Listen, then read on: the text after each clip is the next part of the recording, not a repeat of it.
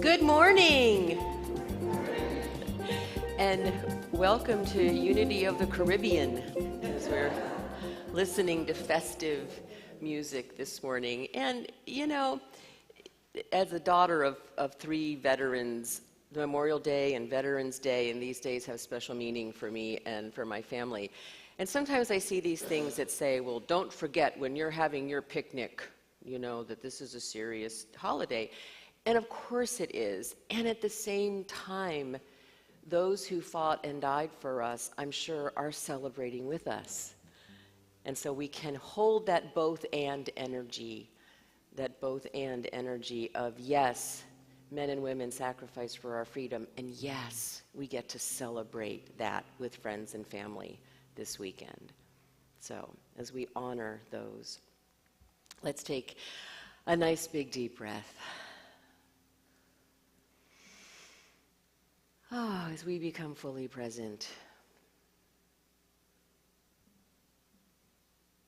wherever we are this morning, whether we are in the sanctuary or watching from home or watching from nature, wherever we are, I invite us to become fully present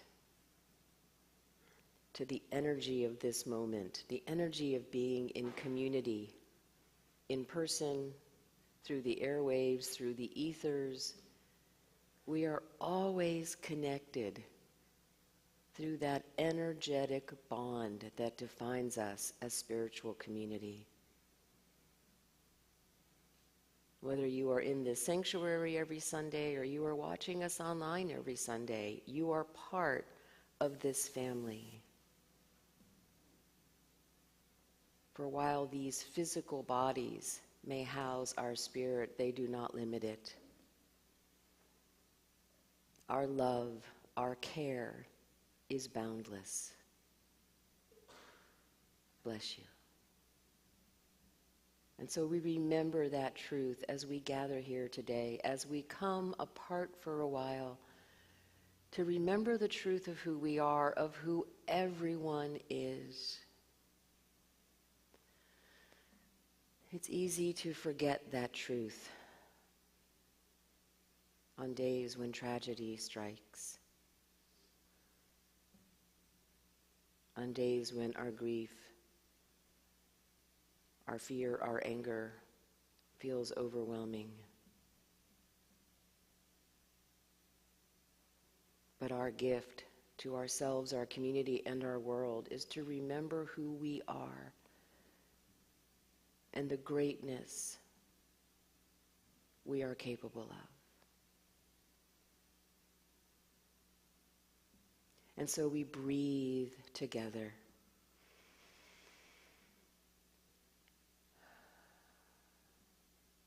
Remembering that we are always connected at the heart. And as always, we come together in gratitude. We say thank you for this precious time. Thank you for whatever safe space you are in. And most especially, thank you for one another. And so it is. Amen. So let's stand and sing. Today we're talking about concentrating and calming our minds. So we're going to start out by relaxing.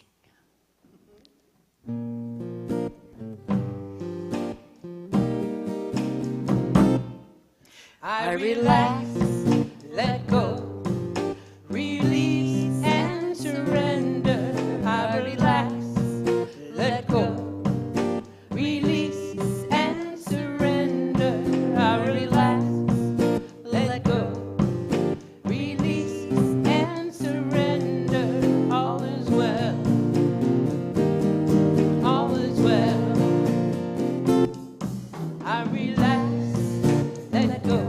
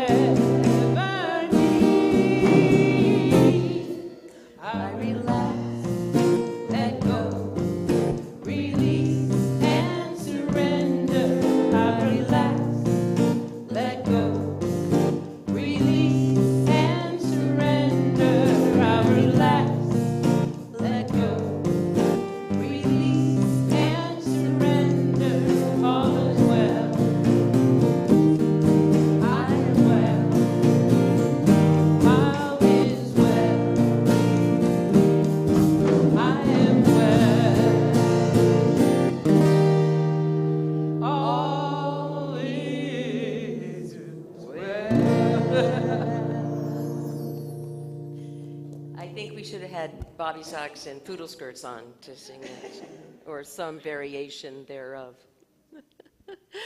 So let's share in our vision statement together. Centered in love, we embrace a positive path for spiritual living. And our mission, wherever we are, inside and outside of these walls, we provide a welcoming community that inspires and encourages all who gather here through the teaching, sharing, and practice of universal spiritual principles. And one of the many ways we practice those principles is to honor wherever you are on your journey. So during this time of greeting, if you would like a hug, we'll bring it in. If you're more comfortable with the handshake, please just put your hand out and we'll honor that. And if you want us to leave you completely alone, we understand. Just stay right where you are and we will leave you completely alone. Have a great time.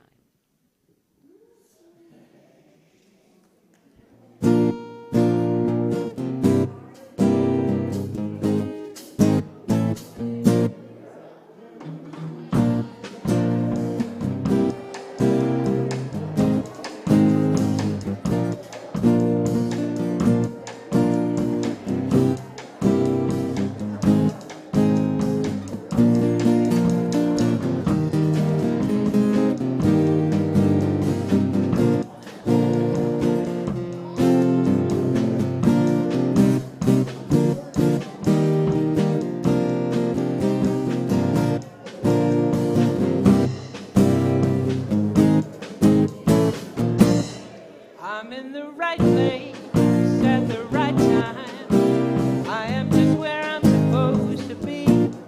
I'm in the right place at the right time. I am just where I'm supposed to be. Oh, my soul is welcome here. Oh, my soul is welcome here. I am getting a message loud and clear. My soul is welcome here.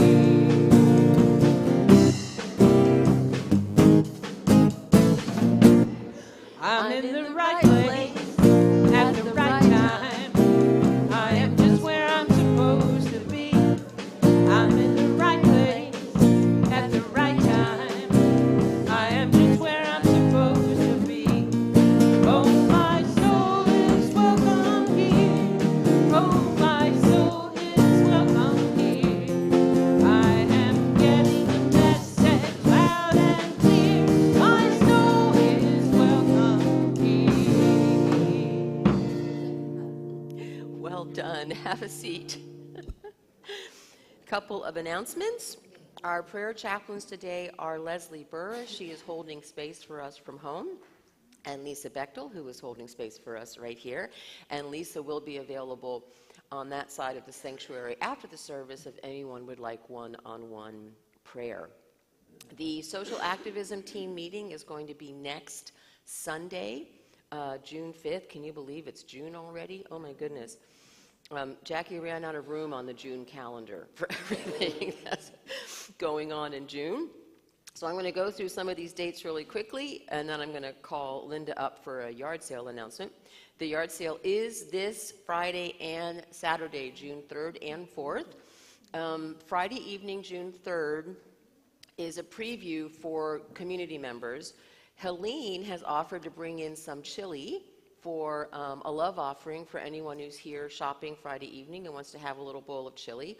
And then we thought, of course, we're making all these decisions on the one Sunday Linda Raber isn't here.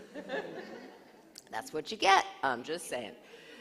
We were thinking about extending the Friday preview to friends and family of community members. Like I might bring my mom over Friday evening instead of on Saturday. So if you think that's a good idea, then let me know that so I can let Linda know that we all think that's a good idea when she gets back. Old Anvil Days is the following Sunday, June 11th. The Eye of the Storm workshop is that Sunday afternoon, June 12th. And we have confirmed the concert date. It is going to be Saturday, August 13th, Saturday evening, August 13th. It is not going to be streamed. So put it on your calendars if you want to come to the concert. And Janie and I are toying with the theme of my favorite things and just letting the musicians and the singers pick their favorite songs. So I think it's going to be really fun. Doesn't that sound cool? So I thought that would be a lot of fun. So Jackie has a little note on here that says, please check out the sign-up table downstairs. So not only has the yard sale team taken over the church, they've now taken over the sign-up table too. So go on downstairs, sign up for anything you want to sign up for while you're getting your coffee after the service. And Linda Longenecker wants to talk, and Helene wants. Okay, Linda's making Helene give the yard sale announcement. So. Says we need more volunteers to bring in rolls and snacks for the yard sale, just like the little snack bags and stuff. We also need more volunteers for cleanup at 1 o'clock, boxing up leftover items, and taking the boxes to the rosary. So lots of schlapp. We need more rolls. Rolls and snacks. Yeah. So, in other words, check out the sign-up table, and anything that isn't signed up for, sign up.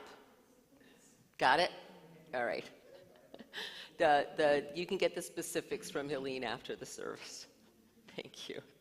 Any other announcements that I missed? All right. Miss Linda, would you like to read the daily word?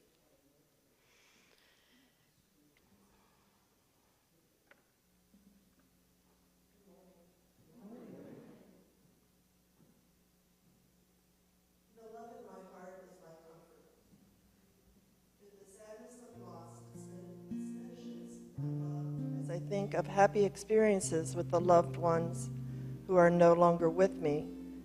I remember that the love we shared will bind us together always. Love can never die. Love, the most beautiful attribute of God, is present always and everywhere. I am comforted as my heart opens to the divine love within me, knowing that this same love enfolds all of those I hold dear, no matter where they are on the eternal journey of life. Peace and strength grow in my awareness as I open myself to love's expression. I bless everyone who comes to mind today with a loving thought. I speak a loving word or perform a simple act of kindness whenever I can. As I bring comfort to others, I am comforted also. Let your steadfast love become my comfort according to your promise to your servant. Psalm 119, verse 76.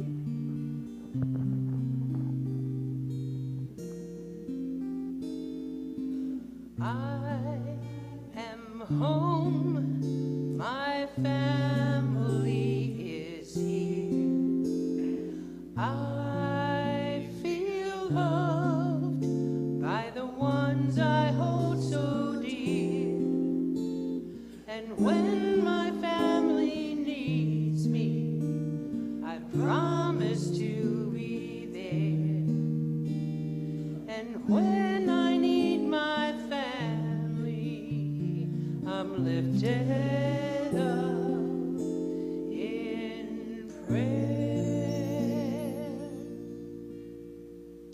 So I think the daily word is perfect today, comfort, because many of us have been rocked over the past week by what's been happening with another shooting of yet more children. And I think there's a tendency to think that all is lost, that there's nothing that we can do, that nothing will ever change. And yet we know that that's not true. We know that over time, with hard work and persistence and wisdom, truth and justice inevitably prevail. And so our job is to find comfort in truth, to pray for wisdom and courage, and that sanity will prevail, and to do our civic duty wherever our heart is called to do that.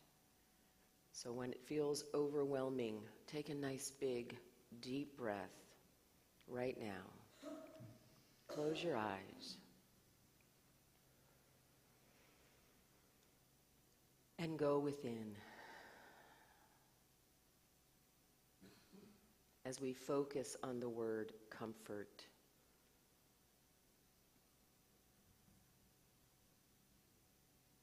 We look for what or who brings us comfort during these times. We find it wherever we can.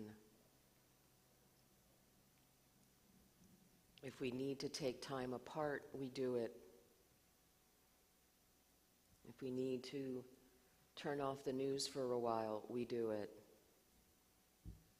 If we need to take long walks or long baths or head for the beach, we do it.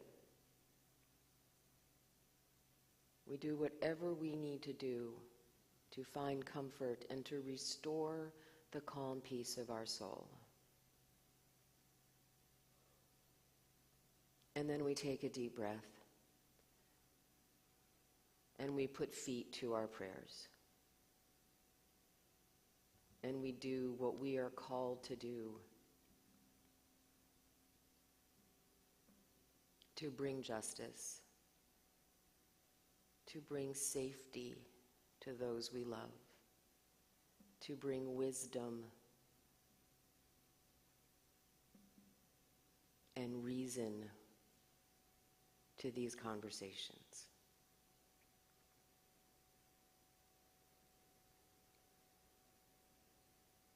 And then when we need comfort again, we find it again.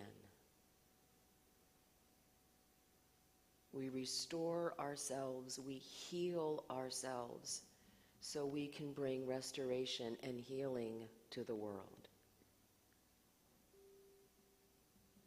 And the cycle continues.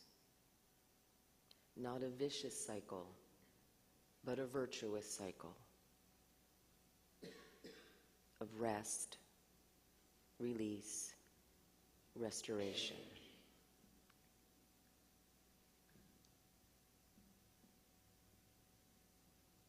We also reach out to those we love and trust when we need to cry or wail or rage. We get support from the wise and loving among us.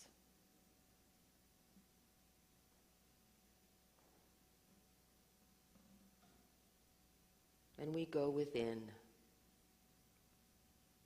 and seek guidance from Spirit, asking what is ours to do. And then we do it.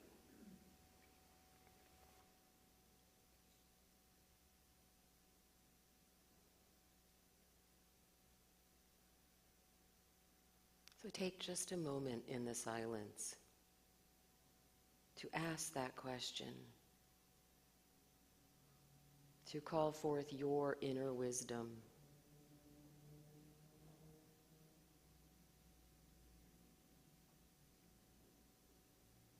What is ours to do?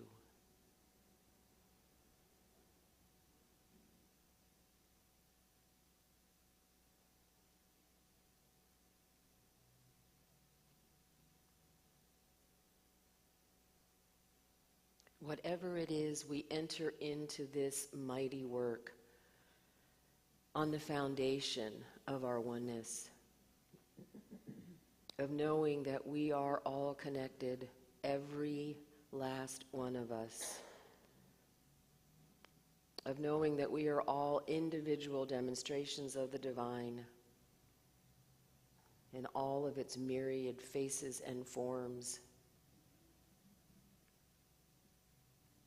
Knowing that when one of us is suffering, we all suffer, and when one of us celebrates, we all celebrate.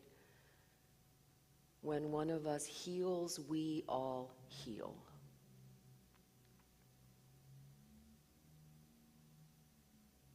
And so that is where we begin our work.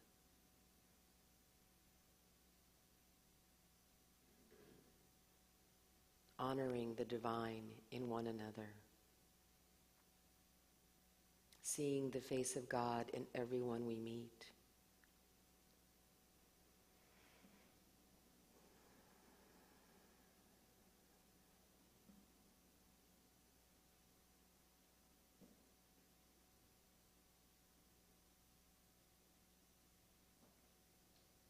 Seeing into the heart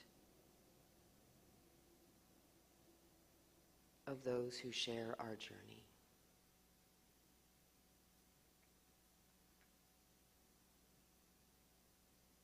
And so it is. Namaste.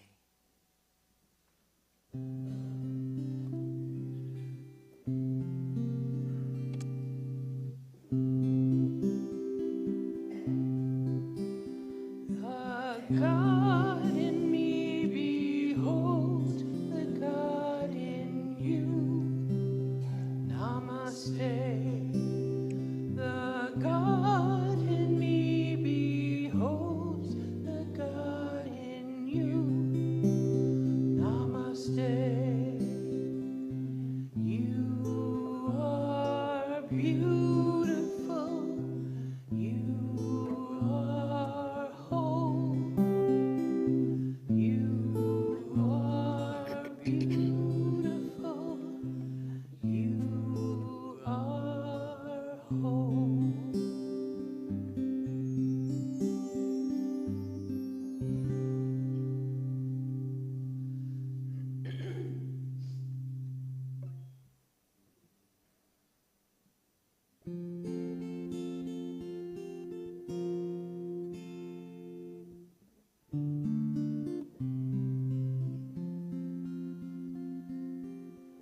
I dreamed of rain and the rains came, soft and easy, sweet and clear. I dreamed of rain and the rains came, and peace spread over the land. I dreamed of summer and the winds changed, and the green was easy, and the rivers ran clear. I dreamed of summer and the winds changed, and peace spread over the land. And the flowers bloom in the desert, and the air is fresh and clear. I dreamed of rain and the rains came, and peace spread over the land.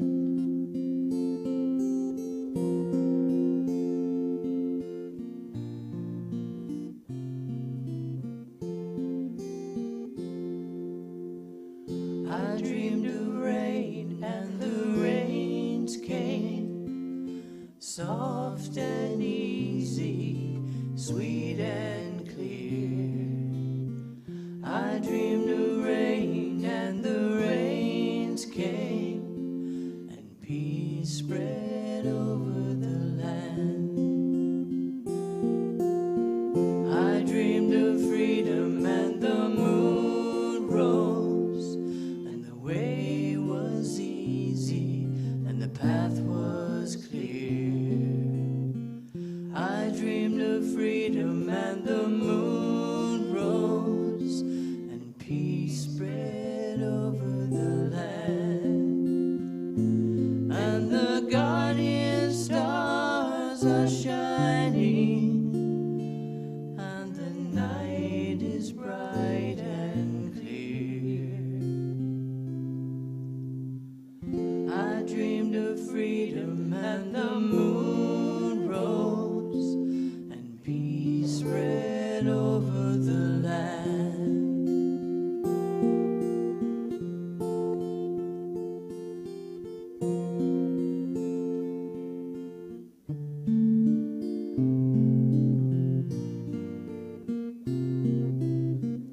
I dreamed of rain and the rains came, soft and easy, sweet and clear.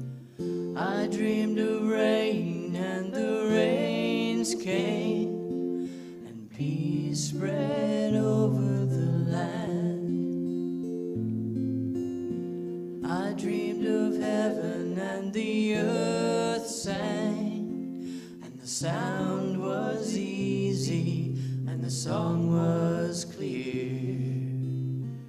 I dreamed of heaven, and the earth sang, and peace spread over the land.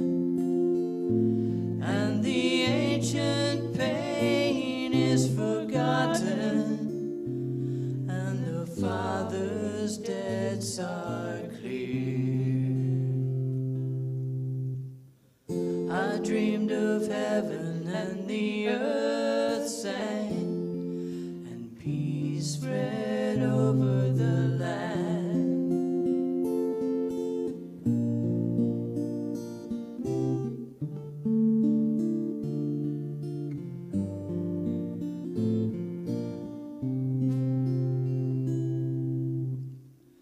I dreamed of heaven, and the rains came, and the soft and easy, sweet and clear. I dreamed of rain, and the rains came, and peace spread over the land. And the flowers bloom in the desert, and the air is fresh and clear. I dreamed of rain, and the rains came, and peace spread over the land. I dreamed of rain, and the rains came, and peace spread over the land.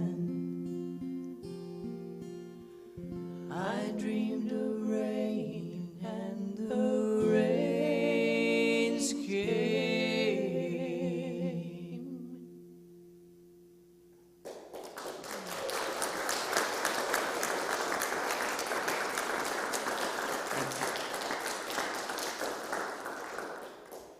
I love it when we pick a song months in advance and it turns out to be perfect for the day. Thank you. So, we're up to practice 4 on our Essential Spirituality series. And this is concentrate and calm your mind. I think many of us would like to calm our minds right now. The Buddha taught, may you develop mental concentration, for whosoever is mentally concentrated sees things according to reality. In other words, as the Talmud once observed, we don't see the world as it is, we see it as we are. And what the Buddha is referencing here is the more self-aware we are, the more aware we are of the truth of our surroundings, the more reality we're seeing. We're seeing less of our projections and more of what's actually out there. So, psychology for years thought that self-control of the mind was impossible. Freud lamented that man is not even master in his own house, in his own mind. William James, who was an American psychologist, concluded that the ability to attain sustained attention would be the education par excellence. Unfortunately, he said he couldn't find such an education and resigned himself to the idea that attention cannot be continuously sustained. So luckily the Buddhists came along to teach us how. And they have long compared the mind, and you've heard us talk about this, to a lurching monkey, to a swinging monkey, lurching from one thought to another, or as we like to say, lurching from worry to doubt and fear and back again. That's our mind. So we're going to do an experiment. Close your eyes, unless you're driving. Now, visualize in your mind's eye, a black background. All right? So you're seeing just a plain black background. Now, visualize a white ring on top of the black background, and in the middle of the white ring is a white dot. Now, you're going to focus on the white dot and nothing but the white dot.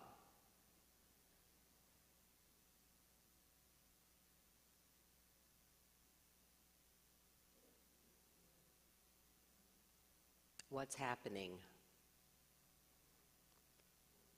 Are you able to stay just focused on the white dot? Or is your monkey swinging? All right, open your eyes. It's very hard to maintain focus. It's very hard to not think about something, right? In fact, the best way to get your mind to think about something is tell it not to. Do not think about a hot fudge sundae. I know that was mean, wasn't it? Let's do something less mean. Do not think about the color blue. What are you all thinking about? The color blue, right? So the point of this is that our mind has a mind of its own. And so Walsh says the big deal about this is if our minds are out of control, our lives are out of control. Ram Dass, he says, summarizes our dilemma. We are all prisoners of our minds. This realization is the first step on the journey to freedom.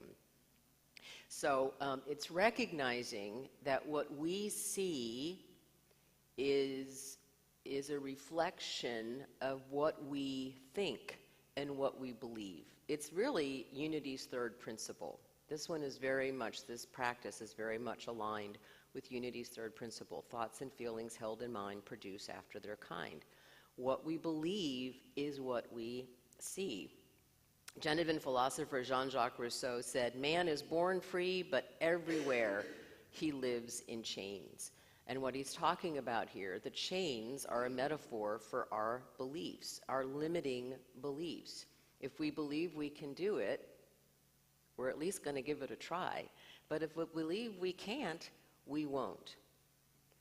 When I was doing a little extra research on this one, it reminded me of something I read about Nelson Mandela when he was released from prison after many, many, many years being incarcerated for leading the anti-apartheid movement in South Africa. And he was quoted as saying, as I walked out the door toward the gate that would lead to my freedom, I knew if I didn't leave my bitterness and hatred behind, I'd still be in prison. And what he recognized was brilliant, that the prison he was in wasn't just made out of concrete and bars and his jailers, who many of them became friends with him over the years. It was his thoughts, and he recognized that he did not want to stay in prison. And so he worked to release any resentment and any unforgiveness and any bitterness or hatred toward his jailers so that he would be truly free. So Roger shares many benefits of a concentrated mind. This is on page 153 if you're following along.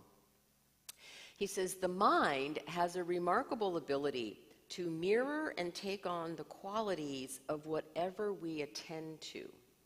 If we listen to an angry person or watch a violent scene, our minds start to boil with anger. If we focus on a loving person, our minds tend to fill with love. Once this is recognized, two things quickly become apparent. Number one, if we could control attention, we could concentrate on specific people and memories in order to evoke desired qualities such as love and joy. And number two, what we put into our minds is just as important as what we put into our mouths. Jesus had a very powerful teaching around this too. Our mental diet affects our mental health. If we practice what Buddhists call, quote, unwise attention, and stuff our minds with such things as an insane television diet of violence, greed, and fear, or now we could say podcasts. They didn't have podcasts when he wrote this. These same qualities grow and fester within us. Psychological research has made this painfully clear. The more violence people watch on television, and it's hard to watch television without watching violence, the more aggressive they tend to become.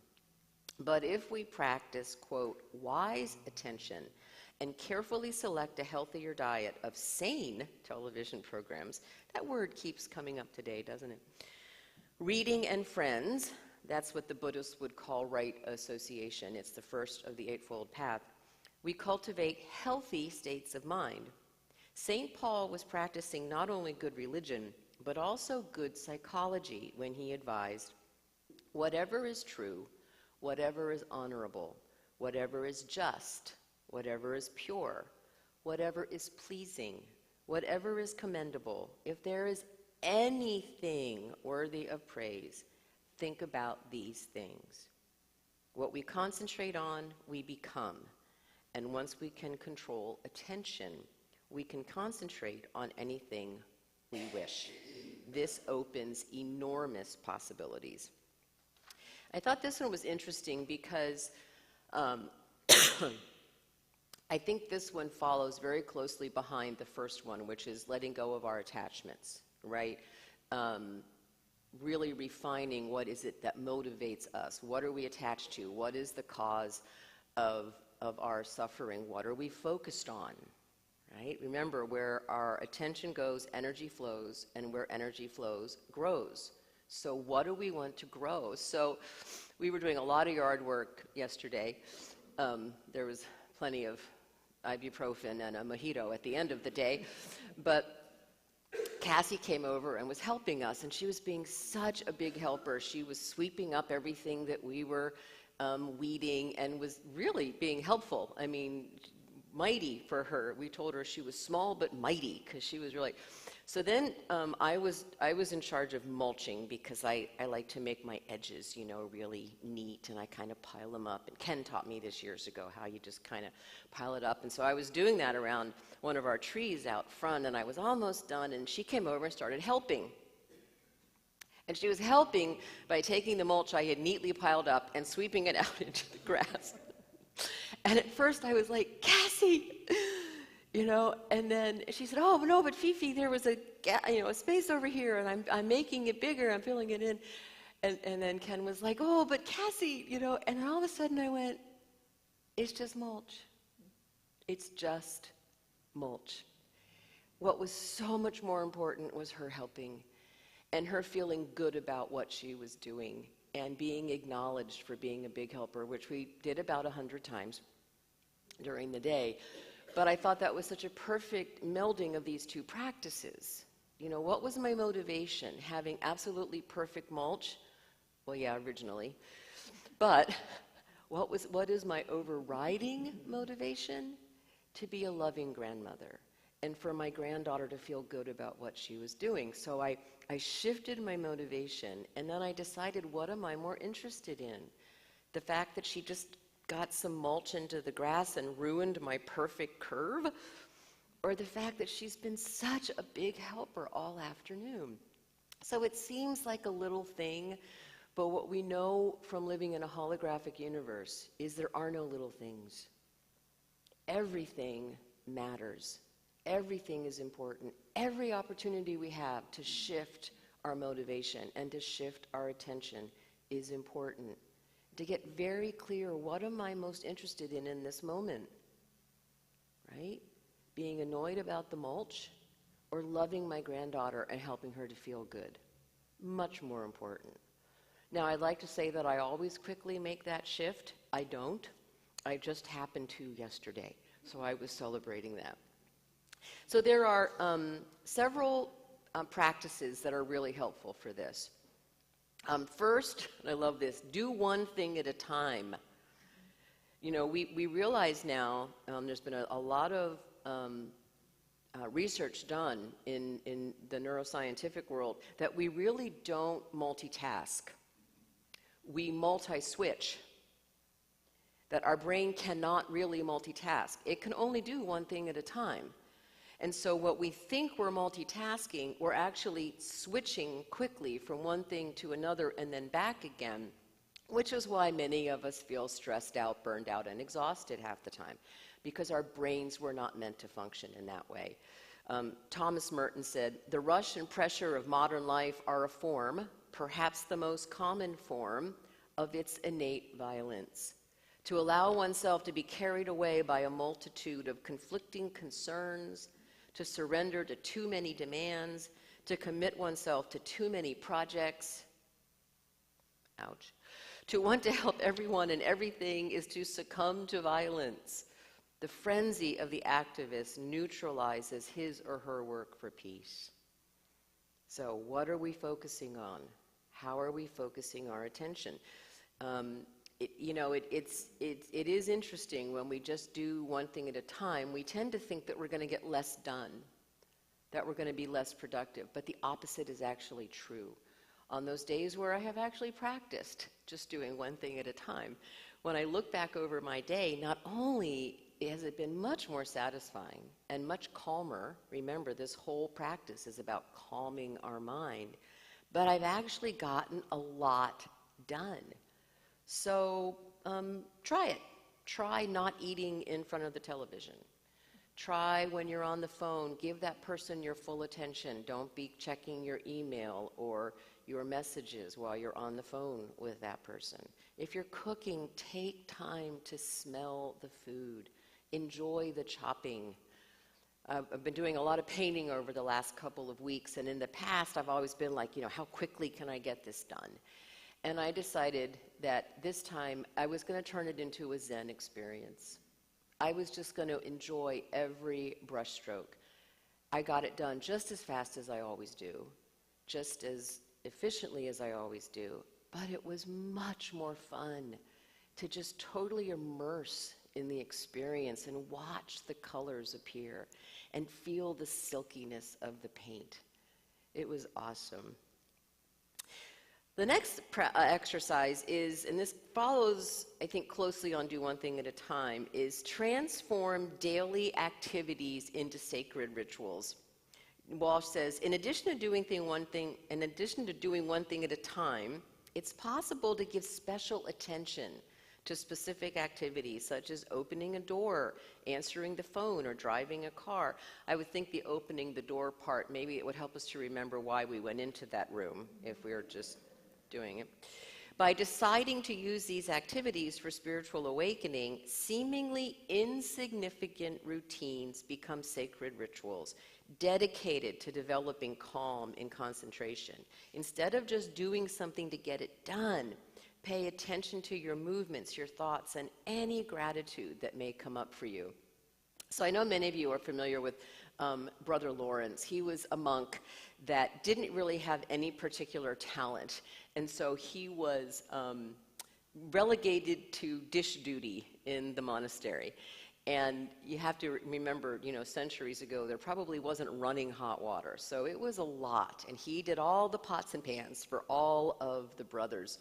And what he decided was that he was going to transform that daily chore into communion with God, into communion with the divine. And he fell in love with washing those dishes. He fell in love with cleaning the pots and pans. He thought of it as an act of service and of love for his fellow brothers. And I love that about Brother Lawrence. He's actually become one of my personal heroes because I am such a homebody, and I just love puttering around my house and fluffing pillows, but I really hate unloading the dishwasher. So I think there was some childhood trauma associated with unloading the dishwasher. And so just last week, the dishwasher was full and clean, and please tell me this doesn't just happen in my house. And all the dirty dishes were piled up on the counter above. Anybody else? Okay, thank you. And so I thought, this is ridiculous. How can I transform my total dislike of unloading the dishwasher. And I thought of Brother Lawrence, and this is probably because I was preparing for today. And I thought, how would Brother Lawrence approach this? He would be so grateful for a dishwasher, right? And so I opened it, and as I put every dish away, I was like, thank you for this dishwasher. Thank you. I love my dishwasher. I got it unloaded. The dishes were loaded probably in record time, and I was so happy after I unloaded that dishwasher. Transform our motivation. Pay attention to what we're giving our energy to. How can you know? Ken's like, are you always going to love unloading the dishwasher? Well, we'll see about that. We'll try. But in that moment, I was so grateful for that dishwasher. There's another one that I thought was interesting, and he actually quotes Thich Nhat Hanh. And he says, try transforming interruptions into wake-up calls. So instead of seeing them as, instead of seeing the phone ringing as, oh, it's interrupting my work, what if we could take it as a time to stop and breathe and realize it is our work. It is our privilege to answer that phone. And he talked about a practice that they had at his center in France, Thich Nhat Hanh Center, where the staff was instructed, when anyone was trained to work there, that before they answered the phone, they had to take 2 deep breaths, so that when they answered the phone, they were fully and completely present to whoever was on the other side of that. And I think about, how we're, swiping between calls and trying to keep up with the emails and the phone calls and the Zooms and the conference calls. And what if we would just breathe and schedule enough time in between so that we could give every opportunity to connect our full attention and see it as a sacred ritual or as a wake-up call? There's another practice, he doesn't have this in here, but it's something I've done in the past, and that is, it's easier now that we have relatively smartphones. Set a timer for sporadic times throughout the day. And when the timer goes off, stop and breathe and ask yourself, what am I thinking? What am I focused on right now? And just be curious about the quality of our thoughts. You might even want to jot it down in a journal. And just ask yourself, how many times when that alarm went off was I worrying? How many times was I stressing? How many times was I completely zoned out? Those would be the times on Facebook, probably, right? How many times was I feeling grateful? How many times was I showing up as my authentic self? It's a very powerful exercise to concentrate our mind. So he concludes this practice by saying, as spiritual practice deepens, concentration and calm increase. They yield a peace so unshakable and profound that the Buddha called it the highest form of happiness. Christians describe it as the peace of God which surpasses all understanding. This peace is the doorway to the sacred.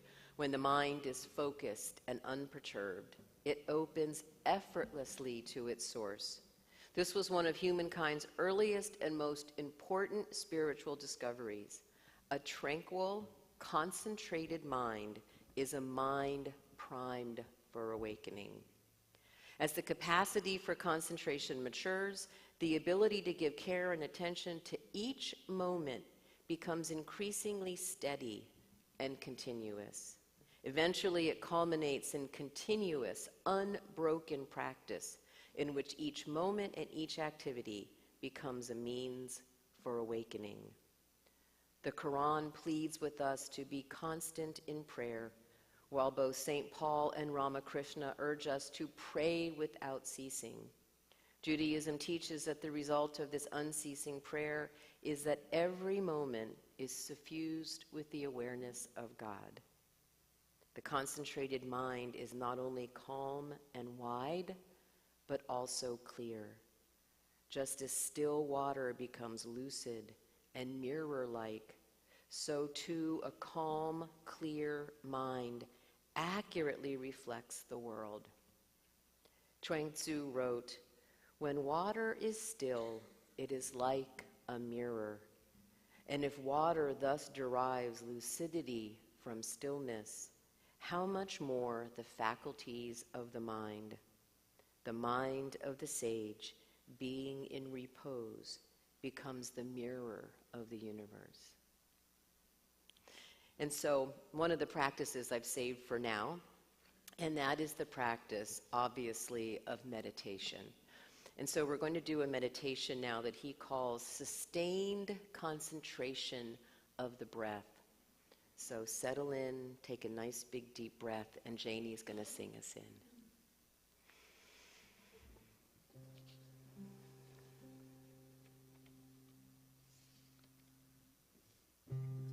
May the long time sun shine upon you. All love surround you, and a pure light within you. Guide your way on. Guide your way on. May the long time sun shine upon you. All love surround you, and a pure light within you. Guide your way on. May the long time sun shine upon you. All love surround you, and the pure light within you. Guide your way on. Guide your way on. Guide your way on.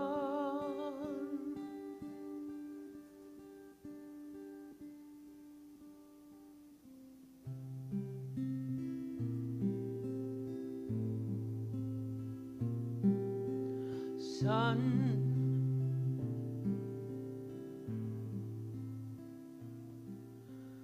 love,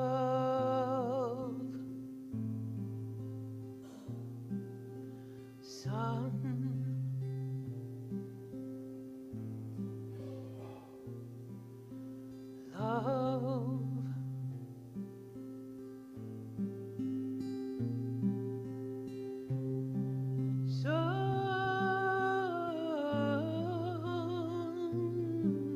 love,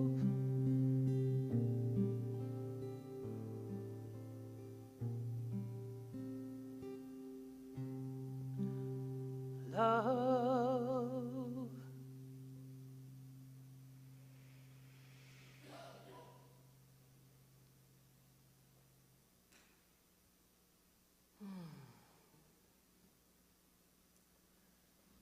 So I invite you to breathe.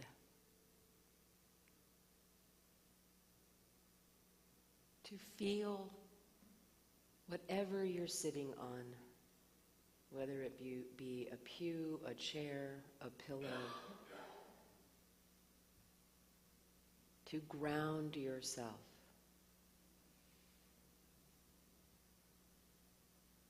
to feel your spine reaching to the sky and to the earth.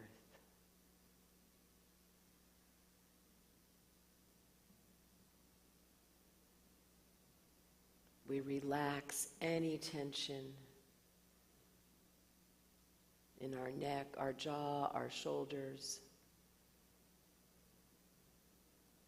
With every breath, feel yourself relax and ground and become fully present.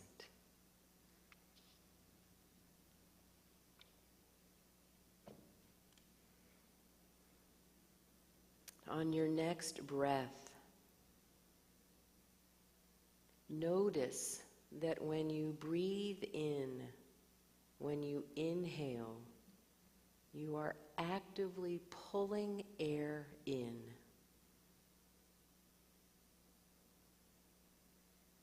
But to breathe out and release the air, all you need to do is relax.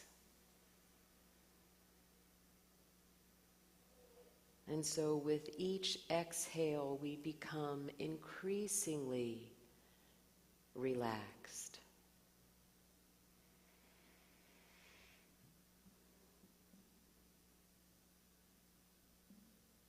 And now we focus on the actual experience of breathing.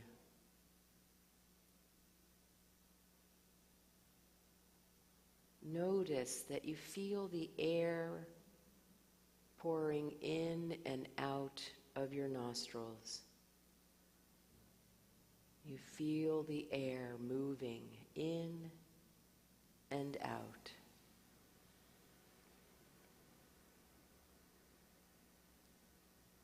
And also notice that you might feel your stomach moving in and out as you breathe. You feel the gentle rising and falling of your abdomen.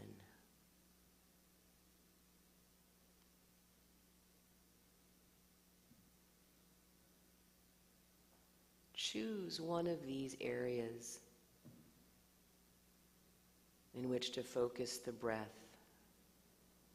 Choose the sensation of the air moving in and out of your nostrils, or choose the sensation of your stomach gently rising and falling.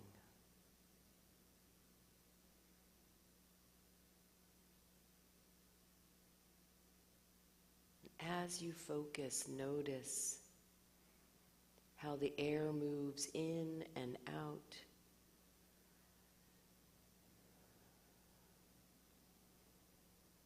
Notice perhaps a brief pause before the next cycle begins. Focusing on the breath.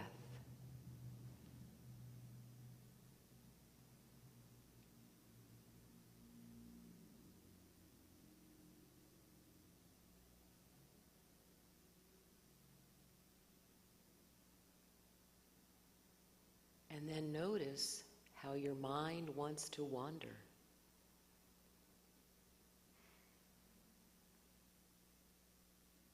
Focusing on the breath, all of a sudden we realize, ooh, I was paying attention to that thought. Or, ooh, I was daydreaming.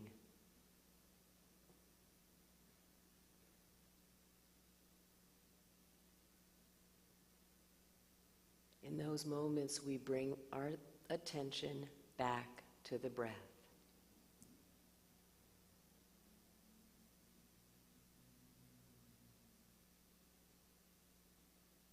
Focusing on the breath.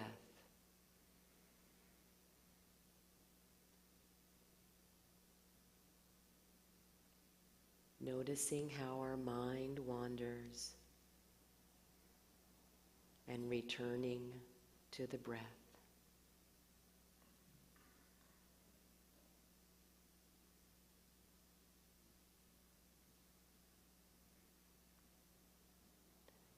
Roger observes, this is the essence of this exercise. The mind wanders unconsciously, and you return it consciously. Don't judge yourself or your mind for its wandering ways. Rather, treat it and yourself with gentle love and respect, and keep returning attention to the breath. That's all that's required. We're not struggling or fighting with our mind. We're not worrying about how well we're doing or if we're doing it right. We simply relax and bring the attention back to the breath. Once, twice, 100 times. We bring attention back to the breath.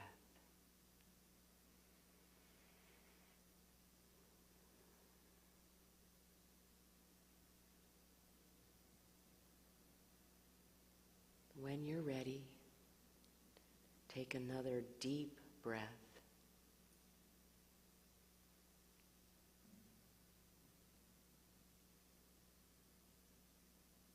And take your time.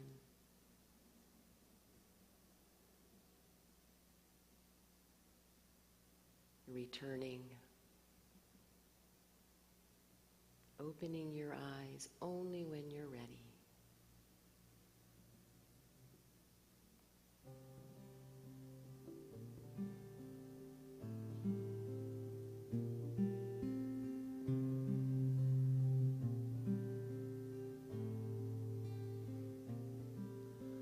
Sun,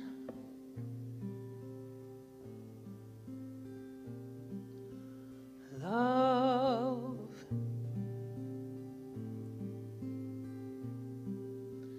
sun,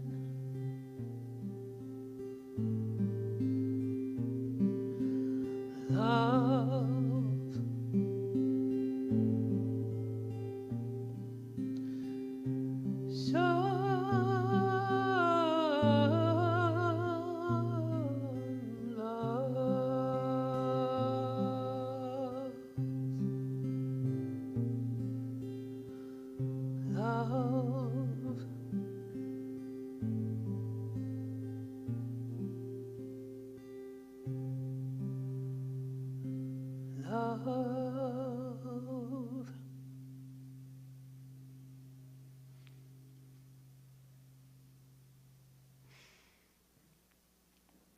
Roger quotes Aurobindo at the end of this exercise and says, the secret is to try and try again, patiently, persistently, and above all, not to commit the mistake of struggling with the mind. Reminds me of don't argue with monkey mind. We're going to talk more about that during the Eye of the Storm workshop if you're interested. So this is the time of our service where we graciously and gratefully accept your gifts. If you have paper, there's a basket in the back of the room. If you're watching online or if you want to set up a consistent giving, just go to the website and click on any of the donate buttons on any of the pages. We are so incredibly grateful for your giving, for your generosity, and for your recognition of how important the work of this community is. Thank you.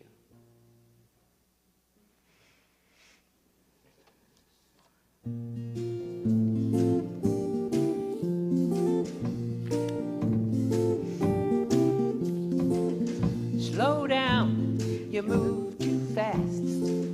You got to make the morning last. Just kicking down the cobblestone, looking for fun and feeling groovy.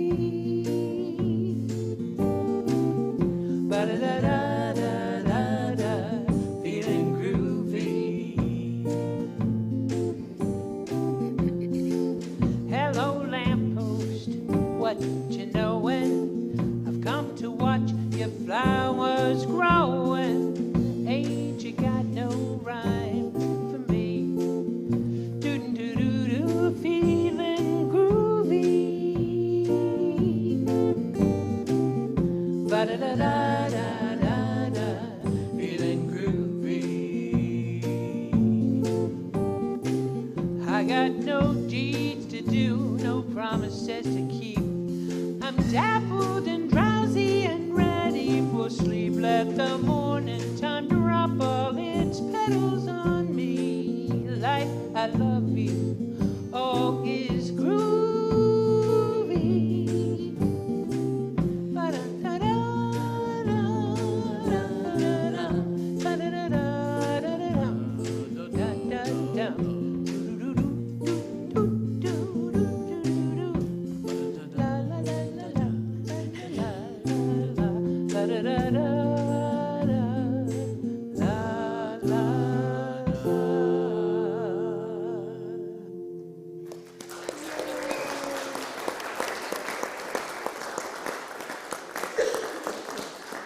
That, that's such a perfect song for this practice, because one of the side effects of calming our mind is we feel groovy, right? Yeah, feeling groovy. All right, let's stand and share in our unity blessing. Together, we love you, we bless you, we appreciate you, and we behold the Christ in each and every one of you. So let's turn around and let's bless our Facebook and YouTube friends out there. We bless you, we love you. All right, let's sing the peace song.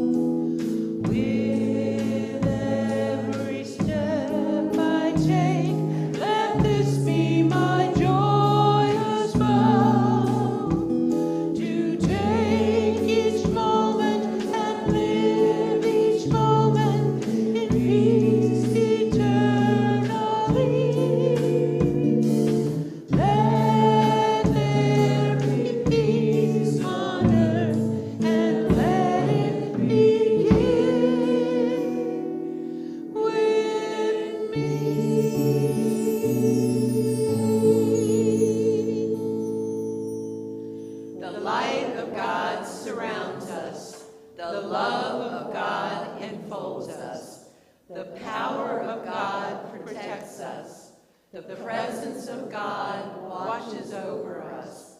Wherever we are, God is. And wherever God is, all is well. Go forth this week. Choose what you focus on. Calm your mind. Do what is yours to do. And do it feeling groovy. Amen? All right. Have a wonderful week and a wonderful holiday. Bye-bye, Facebook and YouTube friends. We love you. Bye, everybody.